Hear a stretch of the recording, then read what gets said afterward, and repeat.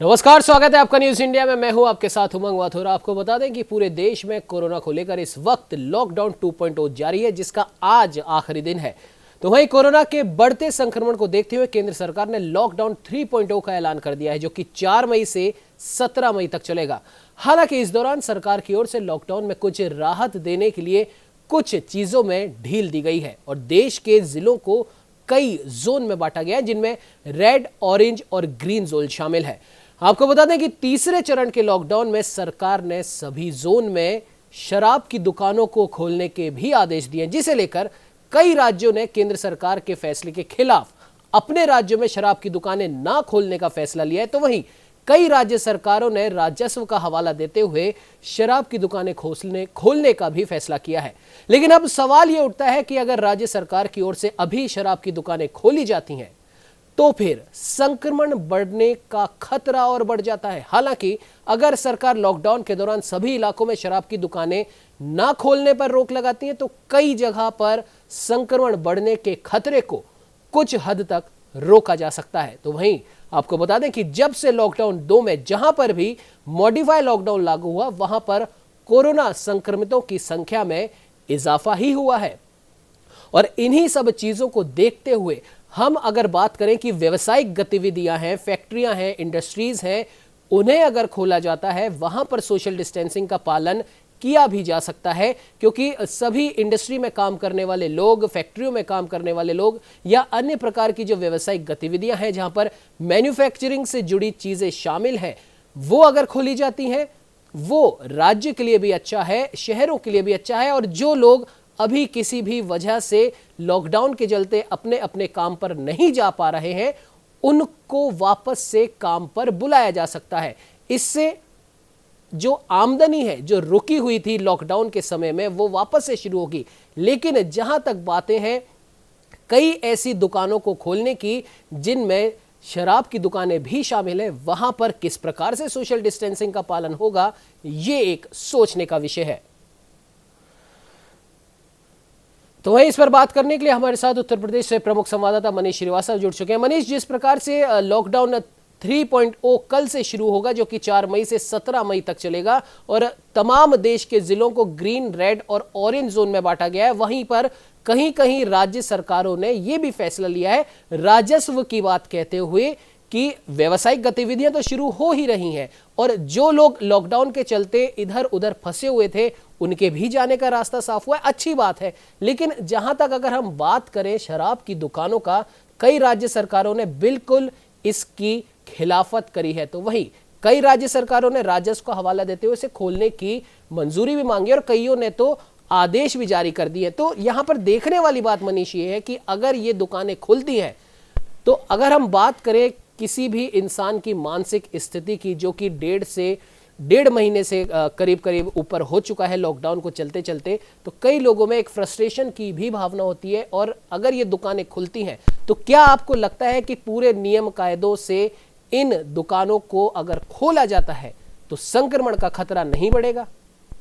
देखिए उमंग, आपने बिल्कुल सही बात कही, इसमें कोई दो राय नहीं है कि शराब की दुकानें अगर खुलती हैं तो न सिर्फ संक्रमण का खतरा बढ़ेगा, बल्कि सरकार और प्रधानमंत्री जिस सोशल डिस्टेंसिंग की बात कर रहे हैं उनकी पूरी तौर पे धज्जियां उड़ेंगी। हालांकि पंजाब सरकार ने स्पष्ट किया है कि हम 3 मई के बाद से शराब की दुकानें खोलने जा रहे हैं, केरल ने भी कहा है, उत्तर प्रदेश में भी संभवतः आज मुख्यमंत्री योगी आदित्यनाथ इस संबंध में निर्णय ले सकते हैं कि शराब की दुकानें खोलनी है या नहीं खोलनी है। सरकार ने कोरोना पर लगाम कसने के लिए 3 जोन बनाए थे, ग्रीन, रेड और ऑरेंज। और जो नियमावली अभी हाल ही में गृह मंत्रालय ने जारी की, उसमें ये साफ कहा था कि ग्रीन जोन में शराब की दुकानें खुल सकती हैं। हालांकि ये भी बातें आई कि साहब येलो और जो रेड जोन है वहां पे स्टैंड अलोन जो दुकानें हैं, जो अकेले में है, मॉल्स में नहीं है, उनको खोला जा सकता है। लेकिन ये जो दबाव है सरकार पर, ये दबाव शराब सिंडिकेट का कहीं ज्यादा है, बशर्ते ये राजस्व बढ़ाने को ले। हाँ, ये इस बात में कोई दो राय नहीं है कि हर राज्य में अरबों रुपए के राजस्व का नुकसान हो रहा है, लेकिन ये राजस्व का नुकसान सिर्फ आबकारी की वजह से ही नहीं हो रहा है। तमाम अन्य जरूरी चीजें, उद्योग बंद है, जिसकी वजह से राज्य सरकारों को जो है ये नुकसान हो रहा है। लेकिन इसके एस्पेक्ट्स देखने पड़ेंगे। अभी देश में अपराधों में कमी आई है। शराब की वजह से जो अपराध होते थे कहीं ना कहीं वो नगण्य हुए हैं। शराब की तस्करी जरूर बढ़ी है, लोग पकड़े जा रहे हैं, कई पुलिसकर्मी भी शराब की तस्करी करते हुए पकड़े गए, लगातार बढ़ रही है। लेकिन अगर शराब की बिक्री को मंजूरी दी गई तो वहां पर पुलिस फोर्स लगानी पड़ेगी, और पहले से ही राज्यों के पास पुलिस फोर्स की भारी कमी है। ऐसे में कहां कहां तक व्यवस्था को सुचारू रूप से आप चला पाएंगे? और अगर व्यवस्था सुचारू रूप से नहीं चली तो आप देखिए सोशल मीडिया पर लगातार वीडियोस पोस्ट हो रहे हैं किस प्रकार से शराब की दुकानों पर सोशल डिस्टेंसिंग बिल्कुल जीरो हो गई है। तो अगर ये कदम, इस पे लगाम कसने के लिए आपको कुछ और तरीके इजाद करने पड़ेंगे जिससे आपकी आर्थिक अर्थव्यवस्था पटरी पर आए। राजस्व बढ़ाने के, राजस्व को सुचारू रूप से लाने के लिए आप कई और जो है स्टेप उठा सकते हैं, बशर्ते सिर्फ आबकारी पर फोकस करने के लिए। लेकिन खुद राजनीतिक लोग जिस प्रकार से बयानबाजी कर रहे हैं, आप राजस्थान में देखिए कि कांग्रेस के एमएलए ने साफ तौर पे कहा कि जब सैनिटाइजर अल्कोहल से बनता है और अल्कोहल से हाथ धोने से कोरोना वायरस मर जाता है, तो जब हम शराब पिएंगे तो गले में ही कोरोना वायरस मर जाएगा, इसलिए शराब की दुकानें खोली जाए। तो ये बेतुके तर्क अगर ये नेता ही देंगे तो आम जनता पर इसका क्या प्रभाव पड़ेगा? और कहीं ना कहीं ये तर्क सिर्फ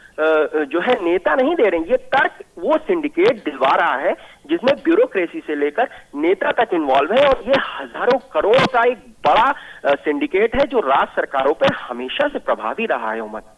जी बिल्कुल मनीष, आपने सही कहा। और दूसरी यहाँ पर एक देखने वाली बात यह है कि सोशल डिस्टेंसिंग की जहां तक बात हो रही है, अगर हम दोनों लॉकडाउन, जो कि आज दूसरा लॉकडाउन आज खत्म होने वाला है, हम पहले और दूसरे लॉकडाउन की अगर बात करें, जहां जहां पर भी जो जरूरी सामानों की भी दुकानें खोली गई हैं और जो पहले से भी खुली थी, हम वहां के भी नज़ारे देख सकते हैं। ये ऐसा बिल्कुल भी नहीं है कि हर जगह हर दुकानों पर सोशल डिस्टेंसिंग की पालना की गई। कई केसेस ऐसे भी सामने आए हैं कि इन दुकानों पर जाकर ही लोग बाग इस कोरोना वायरस से संक्रमित हो गए, क्योंकि वहां जो भी दुकान पर आ रहा है, सिर्फ वहां पर सैनिटाइजर की एक शीशी रख देने से आप कोरोना से मुक्त हो गए, ऐसा नहीं माना जा सकता। तो अब बात की जाए अगर शराब की दुकानों की या पान बीड़ी तंबाकू की दुकानों की, वहां पर हमें नहीं लगता कि इस प्रकार की सोशल डिस्टेंसिंग की पालना की जाएगी। और पुलिस प्रशासन की जहां तक आपने बात करी, पूरे देश भर की अधिकतर पुलिस जहां जहां पर भी लॉकडाउन है, और रेड जोन की विशेष तौर पर अगर बात की जाए तो अतिरिक्त जाब्ता लगाना पड़ा है, एनसीसी के कैडेट्स लगाने पड़े हैं, बीएसएफ के लोग लगाने पड़े। अब ऐसे में अगर देश भर में जहां जहां पर भी राज्य सरकारों ने फैसले लिए हैं वहां पर भी आपको पुलिस लगानी पड़ेगी, तो इसका मतलब साफ है कि आपको कहीं से हटाकर ही उन जगहों पर पुलिस प्रशासन को लगाना पड़ेगा। मनीष। हाँ उमंग, आपने बिल्कुल सही बात कही। ये इसमें देखिए कोई भी दो राय नहीं है। आपने पहले और दूसरे लॉकडाउन से जो हासिल किया है, देश में कोरोना के मामलों की जो दर है वो दुगनी कम होनी शुरू हुई है, वो तीसरे लॉकडाउन में आप खोने जा रहे हैं। आपने अगर शराब की दुकानें खोली तो जिस प्रकार से आपने कहा है कि आम दुकानों पर जब सोशल डिस्टेंसिंग का पालन नहीं हो रहा, आप लगातार देखिए, दिखावा नहीं है ये जो दुकानें जो खुल रही हैं, यहाँ पर सोशल डिस्टेंसिंग तो छोड़िए, एक एक दुकान पे कम से कम एक बार में 20 से 25-30 लोग तक आते हैं। तो ऐसे में शराब की दुकानें जब खुलेंगी तो सोशल डिस्टेंसिंग के तो कोई मायने नहीं रह जाते हैं। दूसरी बात यह है कि निश्चित तौर पर अपराध में बढ़ोतरी होनी तय है, पुलिस इसको नहीं रोक पाएगी। और प्रधानमंत्री की जो मंशा है पहले और दूसरे लॉकडाउन से जो आपने हासिल किया है, वो आप तीसरे लॉकडाउन में सावधानी हटी, दुर्घटना घटी, ये आप समझ लीजिए। आप जो भी आपने दोनों लॉकडाउन से कमाया है वो आप खोने जा रहे हैं, और ये जो है ये राज्य सरकारों की बड़ी विफलता के तौर पर सामने आएगा। और केंद्र सरकार तो जो पूरे देश में उसने प्रयास किए हैं, आप ये देखिए कितने कोरोना वॉरियर्स शहीद हो गए। आपको और हमको कोरोना से बचाने के लिए पूरा सरकारी तंत्र 24-24 घंटे लगा हुआ है। ये सबकी मेहनत पे कहीं ना कहीं पानी फेरने का एक बड़ा प्रयास है, और इसको राज्यों में बैठे संवेदनशील नजरिए से देखना होगा, परखना होगा। और अर्थव्यवस्था को, उद्योगों को पटरी पर लाने के कई और भी तरीके हैं। आप सिर्फ आबकारी पे ही फोकस करेंगे, सिर्फ आबकारी के राजस्व पर ही फोकस करेंगे तो निश्चित तौर पे ये कुछ और दर्शा रहा है। बिल्कुल मनीष, आपने सही कहा। निश्चित तौर पर ये कुछ और ही दर्शा रहा है और जाहिर सी बात है तमाम राज्य सरकारों को राजस्व तो बढ़ाना ही है, क्योंकि लॉकडाउन के चलते जो इंडस्ट्रीज बंद हुई हैं, व्यावसायिक गतिविधियां बंद हुई हैं, तो जाहिर सी बात है, ये अपने आप में समझने वाली बात है कि अर्थव्यवस्था को नुकसान तो हुआ ही है। लेकिन जैसा कि आपने कहा कि कई और भी तरीके हो सकते हैं इस राजस्व को वापस प्राप्त करने के, तो फिर क्यों शराब की दुकानों पर ही फोकस किया जा रहा है। फिलहाल मनीष, आप हमारे साथ में जुड़े, उसके लिए आपका बहुत बहुत धन्यवाद। आपको बता दें कि उत्तर प्रदेश से state head doctor Chandrasen Verma भी हमारे साथ जुड़ चुके हैं। राजस्थान जयपुर से वरिष्ठ संवाददाता रमेश पुरोहित जी लाइव जुड़ चुके हैं। चंद्रसेन जी, आपके पास आना चाहूंगा। जिस प्रकार से अभी मनीष ने भी कहा, और ये बात जाहिर सी भी है, समझने वाली है कि अगर इस तरह की दुकानें खोली जाएंगी तो सोशल डिस्टेंसिंग का क्या होगा, ये सोच ही सकते हैं। और दूसरा, लोगों में जो एक फ्रस्ट्रेशन सी जो भरी हुई है, 1.5 महीने से भी ज्यादा लॉकडाउन के समय में लोग अपने घरों में, हालांकि अपने घर वालों के साथ ही वो एक क्वालिटी टाइम स्पेंड कर रहे हैं, तो अगर ये दुकानें खुलती हैं फिर क्या कुछ हालात होंगे पारिवारिक स्थिति के, घरेलू हिंसा के, जो कि अभी तक एक रिकॉर्ड नंबर्स की संख्या में पूरे देश भर में घरेलू हिंसा के मामले कम से भी ज्यादा कम हो गए हैं, हम ये बोल सकते हैं कि नगण्य हो गए हैं। क्या कहेंगे चंद्रसेन जी? बिल्कुल उमंग, देखिए 25 मार्च से लॉकडाउन चल रहा है जी, और शुरुआती दौर में ये देखा जाए तो 4 दिन में लगभग कोरोना के मामले दोगुने हो रहे थे, और अब स्थिति यह है कि 11 दिन में मामला दोगुने हो रहे हैं। हालांकि 14 दिन पहले की एक उसमें रिकवरी रेट जो है 13% था, लेकिन अब 25% ठीक होने का रिकवरी रेट पहुंच चुका है। संकेत तो बहुत अच्छे हैं जी। लेकिन सरकार को कोरोना पर काबू पाने में जो कामयाबी मिली है उसे खोना नहीं चाहिए, और अगर ये शराब से बंदिश हटती है तो उसके बड़े परिणाम होंगे, वो देखने पड़ेंगे। क्योंकि आपको पता है कि कितना भी सोशल डिस्टेंसिंग की हम बात करें, लेकिन क्या इस शराब की दुकानों में सोशल डिस्टेंसिंग बन पाएगी, ये अपने आप में बहुत बड़ा प्रश्न चिन्ह है। और मैं आपको ये भी बता दूं कि रेड जोन या ग्रीन जोन या कोई भी जोन हो, उसमें शराब की दुकानें खुलनी नहीं चाहिए। उसका स्पष्ट कारण ये है कि शराब पीने के बाद व्यक्ति अपने पत्नी और बच्चों के साथ रहेगा तो डोमेस्टिक वायलेंस बढ़ेगा। वैसे भी अगर आप रिपोर्ट देखें, नजर डालें, तो लॉकडाउन के दौरान घरेलू हिंसा के मामले कितने बड़े हैं, उस रिपोर्ट को देखिए। क्योंकि आदमी घर के अंदर बैठा है, वो फ्रस्ट्रेटेड है, वो डिप्रेशन में है, और एकदम से अगर शराब की दुकानें खुलती हैं तो उसका रुख सीधे शराब की दुकानों की ओर होगा। एक बात और बहुत ध्यान देने वाली बात है उमंग, कि निचला तबका, जहां पर रहने वाले लोगों के पास घरों में जगह की कमी है, वो बहुत थोड़े से एरिया में रहते हैं, उनके पास रहने की जगह कमी है, वहां की स्थिति क्या होगी इस बात का अंदाजा कोई नहीं लगा सकता। और एक सबसे जो महत्वपूर्ण बात है कि पुलिस पूरी तरीके से इंगेज है। पुलिस अभी कोरोना वायरस के रूप में काम कर रही है, वो सड़कों पे है, वो चौराहों पे है, और शराब की दुकान को खुलने के बाद जो स्थिति बिगड़ेगी उस पर नियंत्रण कौन करेगा, उसके लिए सरकार के पास क्या व्यवस्था है। हाँ, हालांकि बात बिल्कुल आपकी बात सही है कि इससे बड़ा राजस्व मिलता है कि सरकार को चलाने में पैसे की जरूरत होती है, लेकिन अगर आप ध्यान दें आप कि हमारे संविधान में वेलफेयर स्टेट की अवधारणा है। अगर राजस्व भले मिल रहा हो, लेकिन इस पर मुझे लगता है कि सरकार को एक बार पुनः विचार करने की जरूरत है। उमंग, बिल्कुल चंद्रसेन जी, आपने सही कहा कि इस पर सरकार को पुनर्विचार करने की बेहद जरूरत है, क्योंकि हमें ये देखना होगा, ना सिर्फ हमें सोशल डिस्टेंसिंग की पालना तो करनी ही है, उस पर ध्यान तो देना ही है, साथ ही साथ जो पूरे देश भर में जो रेड जोन है, जहां पर हमारे जो कोरोना वॉरियर के रूप में जो हमारा पुलिस प्रशासन है, उसके अलावा बीएसएफ के लोग हैं, एनसीसी कैडेट्स हैं, जो सारी व्यवस्थाएं वहां पर अभी जैसे तैसे संभाले हुए हैं, हालांकि उन पर भी हमले की घटनाएं आ रही हैं, तो ऐसे इलाकों में और ज्यादा पुलिस जाब्ता लगाया गया है। तो अब दुकानें खुलेंगी तो जाहिर सी बात है वहां पर भी सख्ती की जाएगी, और यह सख्ती सिर्फ तभी हो सकती है जब वहां पर भी पुलिस प्रशासन को वहां पर तैनात किया जाए। और जाहिर सी बात है, अगर इतनी बड़ी संख्या में पुलिस प्रशासन लॉकडाउन की वजह से रेड जोन, ऑरेंज जोन और तमाम ऐसी जगहों में लगाए जहां पर कर्फ्यू लगे, वहां से नंबर्स कम होंगे। तो आप एक तो रेड जोन और जो भी कर्फ्यूग्रस्त इलाके हैं वहां से अगर पुलिस प्रशासन के नंबर्स कम होते हैं, वहां पर भी व्यवस्थाएं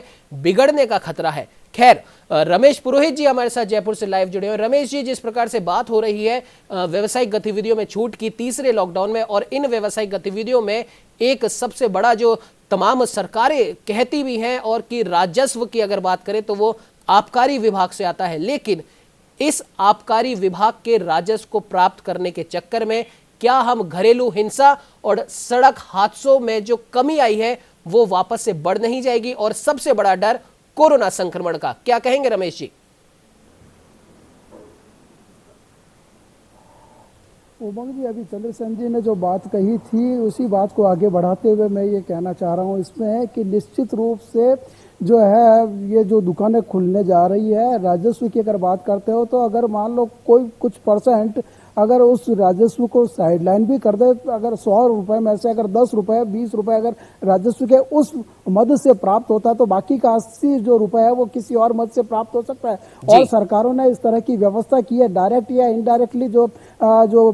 पैसे बढ़े हैं तो राजस्व तो सरकार के पास में कोरोना के मामले के या कोरोना की जो समस्या से निपटने के लिए अगर धन की समस्या की अगर बात कर रहा है तो धन तो कहीं पे भी कोई किसी स्तर पे कमी नहीं है। लोग अपने खुद आगे बढ़ बढ़ करके जेब से पैसे दे रहे हैं, दान दे रहे हैं, सब कुछ कर रहे हैं वो। तो कोरोना वायरस की समस्या से उपजे हालात से निपटने के लिए अगर सरकार के पास में अगर कोई पैसे की कमी की अगर बात करता है तो ये थोड़ी सी बात कम जचती है, पहली बात तो। दूसरा कि जब शराब एक ही मात्र इनके पास में वो विकल्प नहीं है कि को छूट देकर के राजस्व की प्राप्ति होगी और हम कोरोना का जो यह युद्ध जीत लेंगे, जो 1.5 महीने की जो मेहनत है वो मिट्टी में मिल जाएगी इन 15 दिनों में। तो कम से कम सरकारों को यह सोचना चाहिए कि इस राजस्व को अगर थोड़ा सा साइडलाइन भी कर दिया जाए कि जो 20-30 रुपए 100 रुपए में से आने की जो संभावना है, अगर 1.5 महीने तक नहीं आया और 15 दिन अगर और नहीं आएगा तो कोई आसमान टूट नहीं पड़ेगा